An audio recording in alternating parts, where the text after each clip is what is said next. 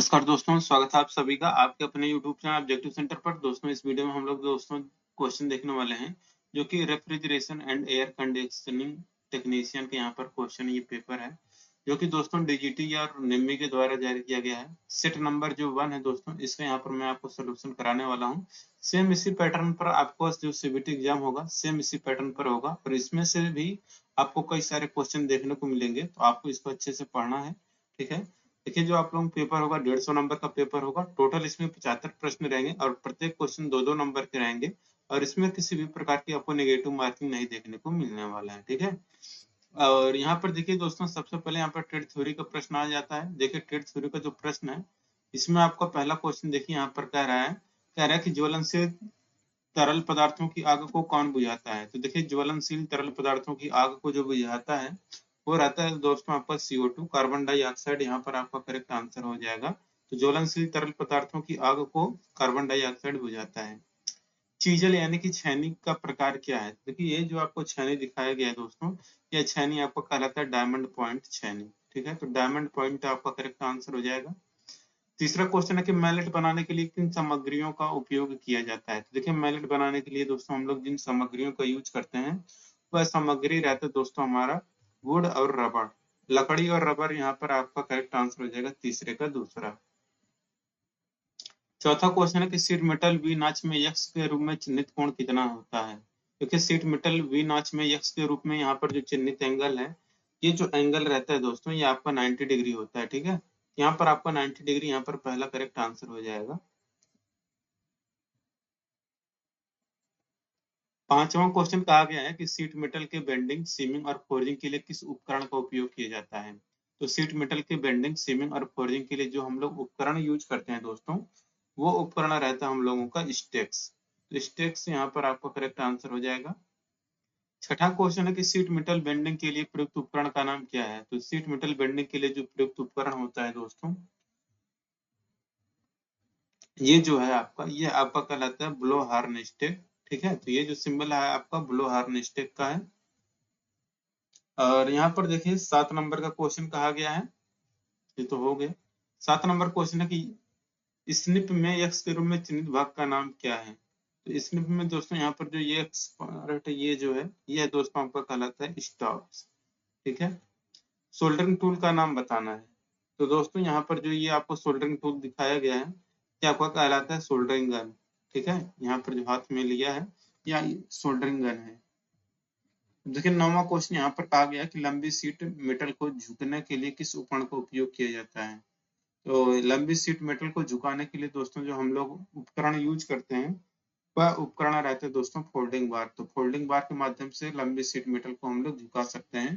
ठीक है, अब देखिए यहाँ पर है 10 नंबर का क्वेश्चन कह रहा है कि ओवर आर्ट साइज, आर्ट यानी कि विषम साइज जो बोल्ट होता है और नट होता है उसको टाइट करने के लिए हम लोग किस टूल का उपयोग करते हैं।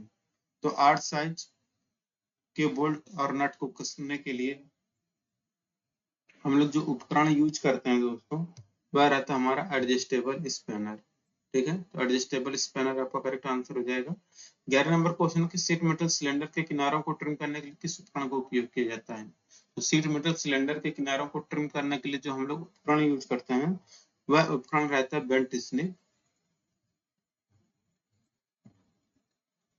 12 नंबर क्वेश्चन यहाँ पर कहा गया कि आग बुझाने में स्मूथरिंग क्या है। तो देखिए आग बुझाने में जो स्मूथरिंग होता है दोस्तों वो रहता है cutting off oxygen supply to fire, आग से ऑक्सीजन की आपूर्ति में कटौती करना।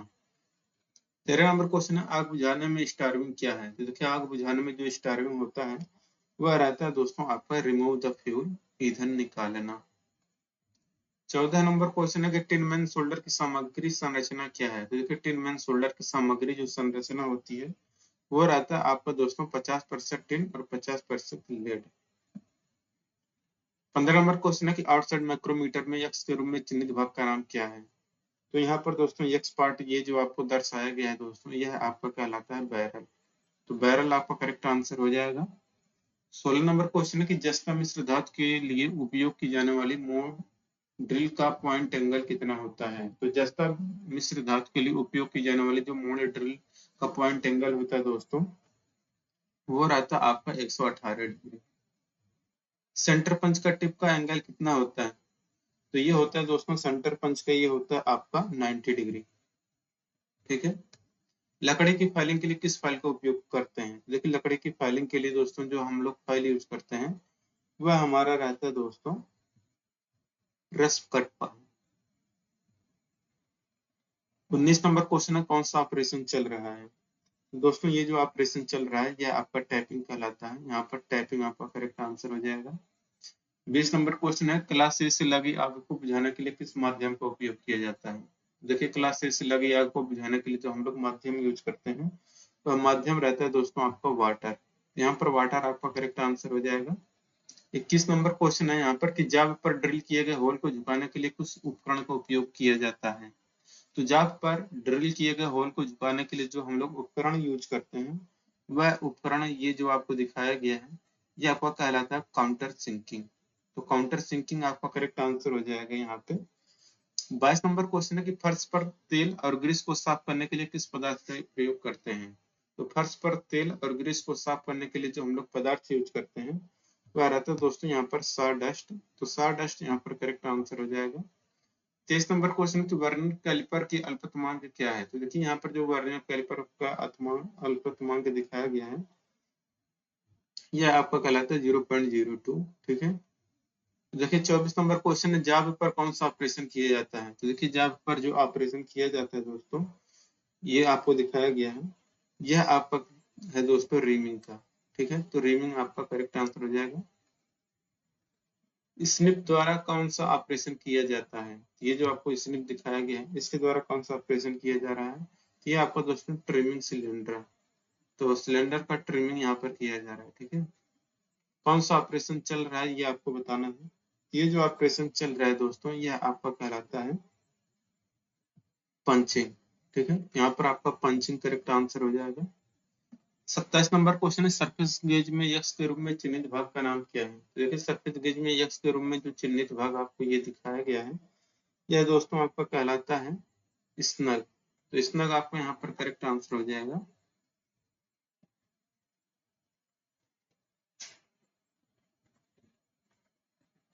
अट्ठाईस नंबर क्वेश्चन कह रहा है कि एडजस्टेबल डिवाइडर पॉइंट के साथ एक लेग वाले कैलिपर का नाम क्या है जिसका दूसरा लेग मुड़ा हुआ है? तो उसको दोस्तों हम लोग कहते हैं जैनी कैलिपर। ठीक है। तो जैनी कैलिपर जो होता है यह एडजस्टेबल डिवाइडर पॉइंट के साथ एक लेग वाले कैलिपर का नाम है जिसका दूसरा लेग मुड़ा हुआ होता है। ठीक है। मीट्रिक माइक्रोमीटर अल्पतमांक क्या है? तो देखिए मीट्रिक माइक्रोमीटर का जो अल्पतमांक होता है दोस्तों वो रहता है आपका 0.01 mm। 30 नंबर का क्वेश्चन यहाँ पर देखिए क्या कह रहा है, कह रहा है फायर क्लास कितने प्रकार के होते हैं? ये जो आपको फायर क्लास दिखाया गया है ये दोस्तों देखिए ए बी सी और डी यहाँ पर दोस्तों जो होते हैं। अच्छा ये फायर क्लास कितने, what is the type of fire class? अच्छा ये किस प्रकार का फायर क्लास? ये जो फायर क्लास है दोस्तों ये आपका क्लास बी फायर है। ठीक, यानी कि इसमें द्रव भरा हुआ, देखिए ड्रम है, ड्रम के अंदर द्रव है, ये आपका क्लास बी के अंतर्गत आते हैं, क्लास बी फायर। ठीक है। तो चार प्रकार के यहाँ पर आग होते हैं। एक तो आपका क्लास है जो कि ठोसों से लगी गैस आती है, ठोसों से लगी हुई गैस लगी हुई आग आती है। क्लास बी वाले से द्रव से, क्लास सी वाले से गैस से, क्लास डी वाले से बिजली से। ठीक है। तो चार प्रकार के होते हैं, लेकिन वो जो ड्रम है उसमें आपका ड्रम में क्या रहेगा, द्रव ही रहेगा। ठीक है। क्योंकि गैस रहेगा तो सिलेंडर में रहेगा इसलिए वो ड्रम वाला है। तो ड्रम में द्रव रहेगा तो वो क्लास बी के अंतर्गत है। बैक्टीरिया के धीरे धीरे बढ़ने के लिए आदर्श तापमान क्या है? देखिए बैक्टीरिया के धीरे धीरे बढ़ने के लिए जो आदर्श तापमान होता है दोस्तों वो रहता है आपका 4 डिग्री सेल्सियस। भोजन को लंबे समय तक सुरक्षित रखने की विधि क्या है? देखिए भोजन को लंबे समय तक सुरक्षित रखने की जो विधि है वह फास्ट फ्रीजिंग है। एकल कट फाइल के दो दांत के लिए दांतों का एंगल क्या है? तो एकल कट फाइल के लिए दांतों का जो एंगल होता है दोस्तों वो रहता है आपका 60 डिग्री। यहाँ पर करेक्ट आंसर हो जाएगा। 34 नंबर क्वेश्चन को, वर्कपीस को पकड़ने के लिए किस उपकरण का उपयोग किया जाता है? तो देखिए वर्कपीस को पकड़ने के लिए दोस्तों जो हम लोग उपकरण यूज करते हैं वो रहता है दोस्तों आपका बेंच वाइस। यहाँ पर बेंच वाइस आपका करेक्ट आंसर हो जाएगा। ट्राई स्क्वायर का बिलेट का एंगल कितना होता है? क्योंकि ट्राई स्क्वायर का जो बिलेट का एंगल होता है दोस्तों वो रहता है आपको यहाँ पर 90 डिग्री। ठीक है।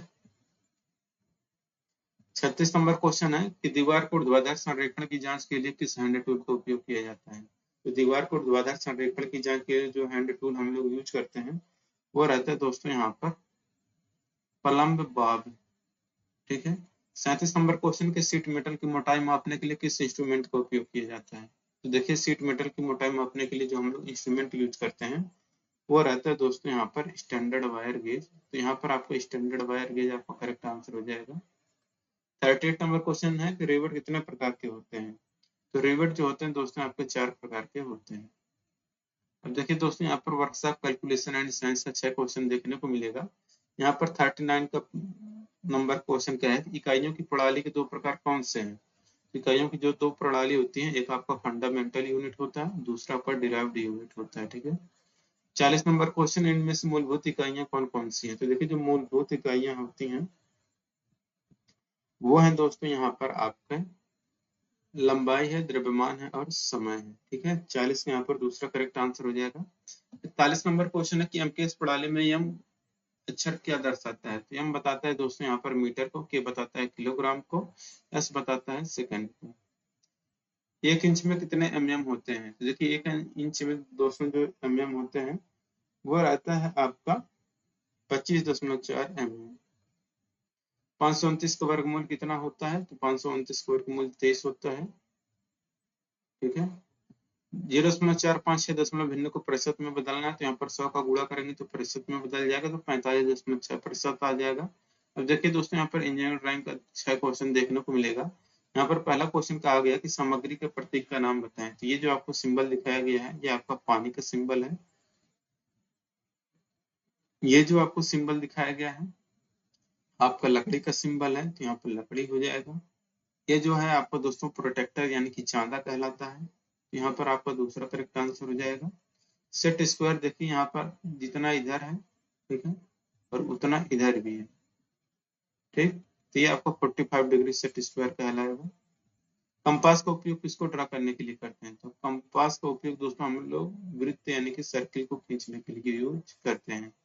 कौन सा शीर्षक ब्लॉक सही स्थिति है? तो देखिए अगर आपका दोस्तों ये आपका ड्राइंग शीट है तो शीर्षक ब्लॉक दोस्तों आपका यहाँ पर बनाया जाता है राइट साइड में नीचे की तरफ। ऐसा दोस्तों यहाँ पर आपको दिख रहा होगा, ये आपका है ड्राइंग शीट और ये है आपका टाइटल वाला। पहला यहाँ पर आपका करेक्ट आंसर हो जाएगा। ठीक है। अब देखिए 51 नंबर यहाँ से अब आपका एम्प्लॉयबिलिटी स्किल शुरू होता है। 51 नंबर क्वेश्चन कह रहा है कि नौकरी या काम में होना क्या है? तो ये है दोस्तों आपका रोजगार यानी कि एम्प्लॉय।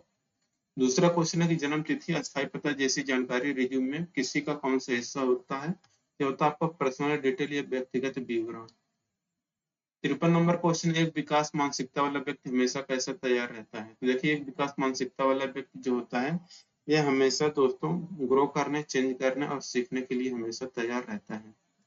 54 नंबर क्वेश्चन, नौकरी जो पिछले 5 वर्ष में पुरानी हो गई है कौन सी है? तो देखिए नौकरी जो पिछले 5 वर्ष में पुरानी हो गई है वह आपका एसटीडी बूथ है। ठीक है। नैतिकता का अर्थ क्या है? तो देखिए नैतिकता का अर्थ होता है कि तय करें कि मानव आचरण के लिए क्या सही है और क्या गलत है। वैल्यू क्या है? तो देखिए जो वैल्यू होते हैं motivate our attitude and action, हमारे दृष्टिकोण और कार्रवाई को प्रेरित करता है। ठीक है। 57 नंबर क्वेश्चन है कि संविधान के उद्देश्यों और सिद्धांतों के बारे में संक्षिप्त विवरण है। देखिए संविधान के उद्देश्यों और सिद्धांतों के बारे में जो संक्षिप्त विवरण होता है वो रहता है दोस्तों आपका द प्रीएम्बल यानी कि प्रस्तावना। अनुचित पद को यहाँ पर पहचानना है। तो देखिए जो अनुचित पद है जैसे कि आपका जल प्रदूषण, वायु प्रदूषण, ध्वनि प्रदूषण ये सब होता है, जबकि ग्रीन प्रदूषण नहीं होता है किसी भी प्रकार का प्रदूषण। ठीक है। एनएपीएस का फुल फॉर्म पूछा गया तो नेशनल अप्रेंटिसशिप प्रमोशन स्कीम होता है। मैन्युफैक्चरिंग में प्रमुख परिवर्तन होता है। तो देखिए मैन्युफैक्चरिंग में जो प्रमुख परिवर्तन होता है वह इंडस्ट्रियल रिवोल्यूशन, उद्योग क्रांति होता है। ठीक है। पहली औद्योगिक क्रांति की शुरुआत कब हुई? तो 18वीं शताब्दी में हुआ था। ठीक है।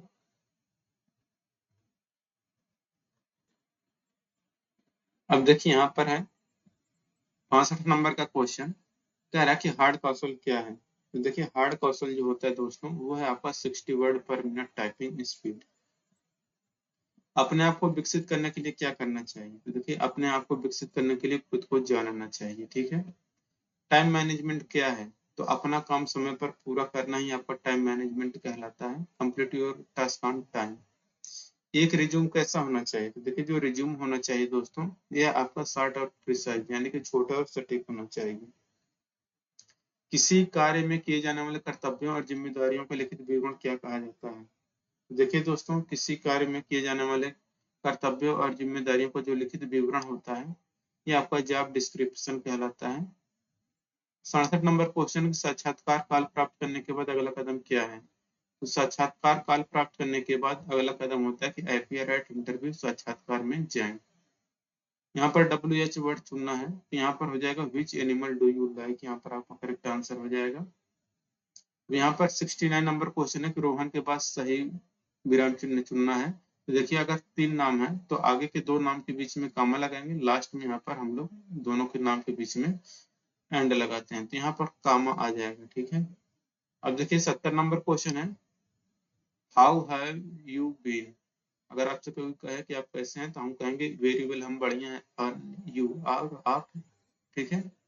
When did the accident happen, तो ये हो जाएगा एट 10:30 लास्ट नाइट। यहाँ पर सही क्रियाकाल चुनना है आपको, तो आई हैड लर्नड हो जाएगा यहाँ पर music when I was child, आपका करेक्ट आंसर हो जाएगा। करिकुलम वेटा को और किस रूप में जानते हैं? तो इसको हम लोग जानते हैं दोस्तों रिज्यूम के नाम से। और यहाँ पर कंपैरेटिव एडजेक्टिव भरना है, तो your pencil is sharper then mine हो जाएगा, यहाँ पर शार्पर आपका करेक्ट आंसर हो जाएगा। क्रिया के सही भविष्यकाल के साथ एक स्थान यहाँ पर आपको भरना है। तो अब देखिए अगला लास्ट क्वेश्चन है, क्रिया के सही भविष्यकाल के साथ रिक्त स्थान को भरें। तो we will go to the zoo after breakfast, यहाँ पर 75 के यहाँ पर दोस्तों करेक्ट आंसर हो जाएगा आपका चौथा, ठीक है। तो वीडियो अगर अच्छा लगा दोस्तों, वीडियो को लाइक करिए और अपने दोस्तों के साथ शेयर करिए। मिलेंगे नेक्स्ट वीडियो में। Thank you.